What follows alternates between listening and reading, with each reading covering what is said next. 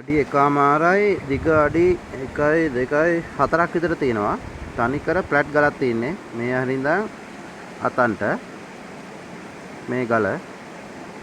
එතනම තියෙනවා මෙන්න මෙහෙම එකක්.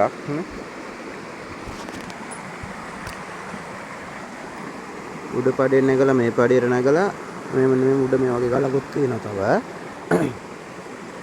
අරේ මාක් එකක් තියෙනවා මේක. මෙතනට කෙලින්ම අඩි 20ක දුරින් තමයි මේක තියෙන්නේ. මෙතන ඉඳන් අඩි 20ක දුරකින් මෙහෙම තියෙන සලකුණක්.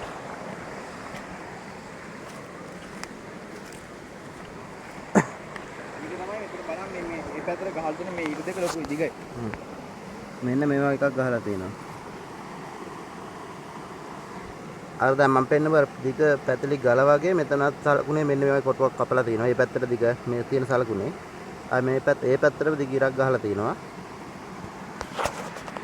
මේ තියෙන එක නිකන් කරත්ත පාරක මේකක් වගේ රෝදයක මේකක් වගේ තියෙන්නේ.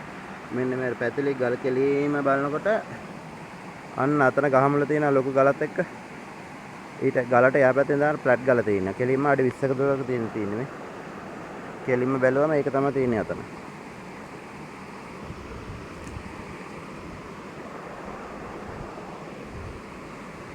මේව තියෙන්නේ